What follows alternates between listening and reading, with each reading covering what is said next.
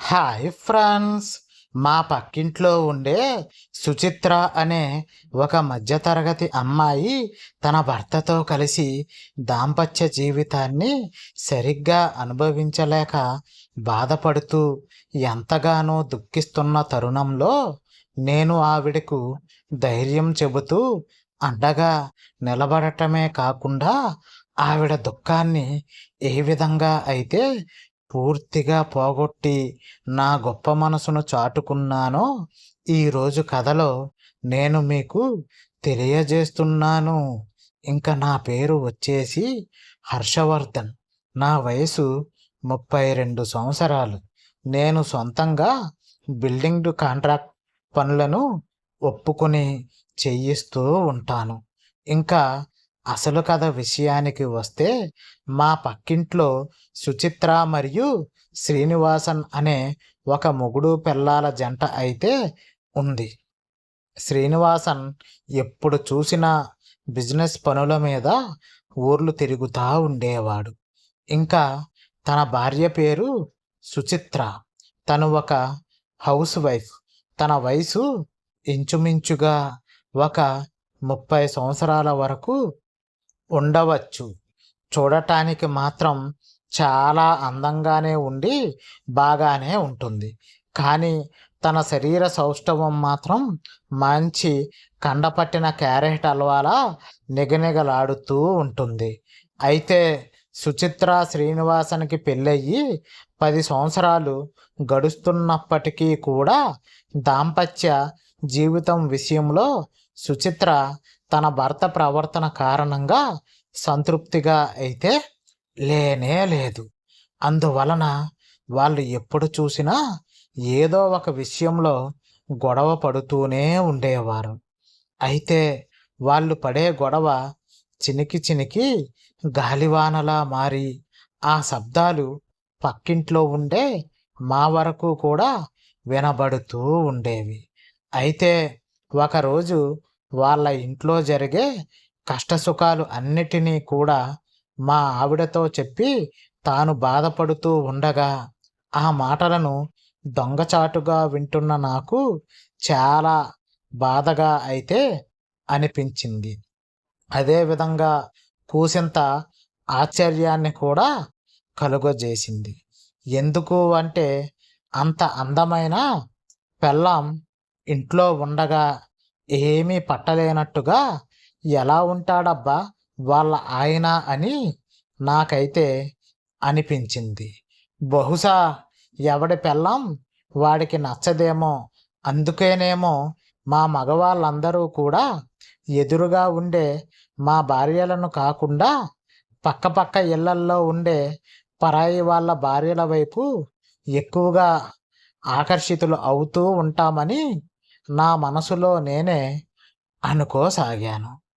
ఇది ఇలా ఉండగా ఒకరోజు ఆదివారం మధ్యాహ్నం నాడు నేను భోజనం చేసేసి మంచం మీద పడుకుని తీరిగ్గా పేపర్ను చదువుతూ ఉన్నాను. ఈలోగా ఉన్నట్టుండి ఒక్కసారిగా మా కాలింగ్ బెల్ అయితే మోగింది. అయితే ఈ టైంలో ఎవరబ్బా అనుకుని నేను వెళ్ళి తలుపు తీయగానే ఎదురుగా మా పక్కింట్లో ఉండే సుచిత్ర అయితే అక్కడ నుంచుని ఉంది. ఆమెది మా పక్క ఇల్లే అయినప్పటికీ కానీ నాకు మాత్రం ఆవిడతో ఎక్కువగా పరిచయం లేనే లేదు. దాంతో వెంటనే నేను, ఏంటండి మీరు ఇలా వచ్చారని తనని అడగగా, తాను మా ఇంట్లో కంప్యూటర్ పనిచేయటం లేదండి, మీరు ఏమన్నా ఒకసారి చూడగలరా అని రిక్వెస్ట్ చేస్తూ అడిగింది. దాంతో నేను సరేనండి, బట్టలు మార్చుకుని వస్తానని చెప్పి ఆమెను లోపలే కూర్చోమన్నాను. 2 నిమిషాలలో తయారై ఆమెతో పాటే వాళ్ళ ఇంటి లోపలికి అయితే వెళ్ళాను. అక్కడ లోపల వాళ్ళ ఇల్లు మాత్రం చాలా చాలా అందంగా ఉంది. పైగా లోపల అరేంజ్మెంట్ చేసిన సోఫాలు, కుర్చీలు అన్నీ కూడా చాలా పొందికగా అమర్చబడి ఉన్నాయి.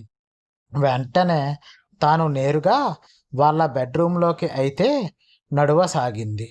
అలాగే నన్ను కూడా లోపలికి రమ్మని పిలుస్తూ ఆ కంప్యూటర్ ఉన్న టేబుల్ని అయితే నాకు చూపించింది. వెంటనే నేను ఆ కంప్యూటర్ను ఆన్ చేసి స్క్రీన్ మీద లైట్ కోసం ఎదురు చూస్తూ ఉన్నాను. ఒక 2 నిమిషాల తరువాత కంప్యూటర్ ఆన్ అయ్యింది, కానీ స్క్రీన్ మాత్రం పని చేయటం లేదు. దాంతో వైర్లు అన్నీ బాగా కనెక్ట్ అయ్యి ఉన్నాయో లేదో అని అన్నిటినీ చెక్ చేశాను. అన్నీ బాగానే ఉన్నాయి, కానీ ప్రాబ్లం ఎక్కడ ఉందో నాకు అర్థమే కాలేదు.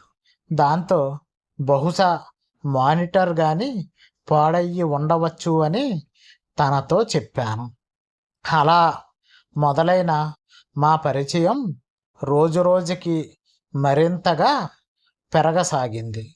ఆ పరిచయంతోనే ఆమె నుంచి ఆమె భర్త విషయాలు మరియు తన ఇంట్లో విషయాలు గురించి అడిగి మరీ తెలుసుకునేవాడిని.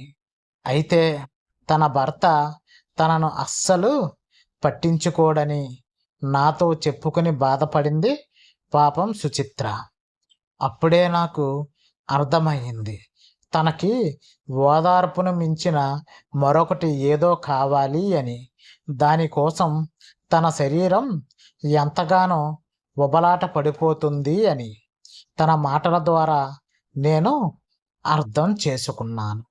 వెంటనే ఇదే సరైన సమయం అని భావించిన నాలో ఉన్న తుంటరిగాడు ఎలాగైనా సరే ఈ పిట్టని దారిలోకి తెచ్చుకుంటే ఆ ప్రతిరోజు పండగ చేసుకోవచ్చని నాలో నేనే చిలిపి కలలను అయితే కనేవాడిని. అలా తనకి బోరు కొట్టినప్పుడల్లా మా ఇంటికి అయితే రమ్మని చెప్పేవాడిని. అదేవిధంగా సుచిత్ర కూడా నన్ను రోజు వాళ్ళ ఇంటికి అయితే ఆహ్వానిస్తూ ఉండేది. అలా ప్రతిరోజు సాయంకాలం వేళ చాలాసేపటి వరకు సరదాగా మేము కబుర్లను అయితే చెప్పుకుంటూ ఉండేవాళ్ళం.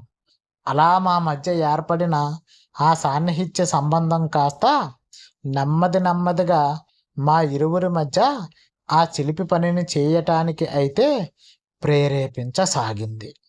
దాంతో సుచిత్ర తన మనసులోని భావాలను మరింత ఎక్కువగా నాతో పంచుకుంటూ రోజురోజుకి ఇంకా బాగా దగ్గరగా అయిపోసాగింది.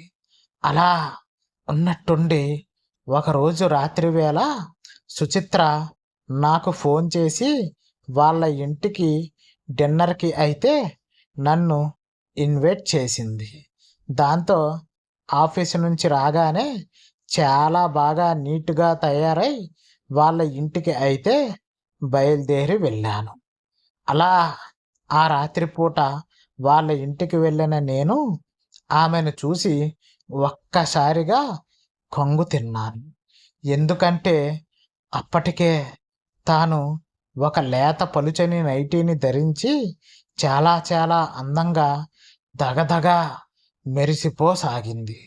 అలా అక్కడికి వెళ్ళిన నన్ను చూసి సుచిత్ర వెంటనే నా దగ్గరకు వచ్చి నన్ను డైనింగ్ టేబుల్ దగ్గరకు తీసుకుని వెళ్ళి తాను నా కోసం చేసిన అన్ని స్పెషల్ ఐటమ్స్ను ఒక్కొక్కటిగా నాకు కొసరి మరీ వడ్డిస్తూ ఉండగా, వెంటనే నేను నాకు ఇప్పుడు అర్జెంటుగా తీరవలసినది ఈ ఆకలి కాదు, వేరే ఆకలి అంటూ ఒక్కసారిగా తనపై నా ముద్దుల ప్రతాపాన్ని చూపిస్తూ తనని పక్కనే ఉన్న వాళ్ళ బెడ్రూములోకి అయితే అలా నెమ్మదిగా తీసుకుని వెళ్ళసాగాను.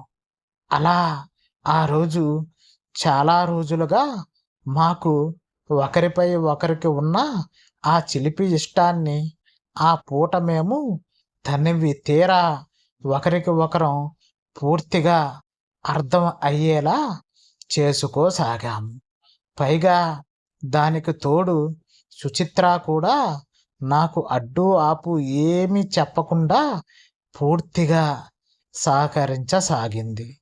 అలా మా పక్కింట్లో ఉంటూ భర్త సరిగ్గా పట్టించుకోక బాధపడుతున్న సుచిత్రాని నేను ఆ రోజు రాత్రంతా పూర్తిగా ఓదార్చడమే కాకుండా నా చిలిపి చేష్టల ద్వారా తనని అలా ఒక కొత్త ప్రపంచంలోకి అయితే తీసుకుని వెళ్ళసాగాను.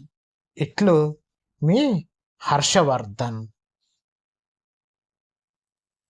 ఓకే ఫ్రెండ్స్, ఈ రోజుకైతే ఇదేనండి మన స్టోరీ. మా వీడియో కనుక మీకు నచ్చినట్టయితే లైక్ చేయండి, షేర్ చేయండి, సబ్స్క్రైబ్ చేసుకోండి ఫ్రెండ్స్. మన ఛానల్ని ఎవరైనా కానీ కొత్తగా చూస్తున్నట్టయితే సబ్స్క్రైబ్ చేసుకుని పక్కనే ఉన్న బెల్ ఐకాన్ అయితే ఆన్ చేసుకోండి. Bye bye.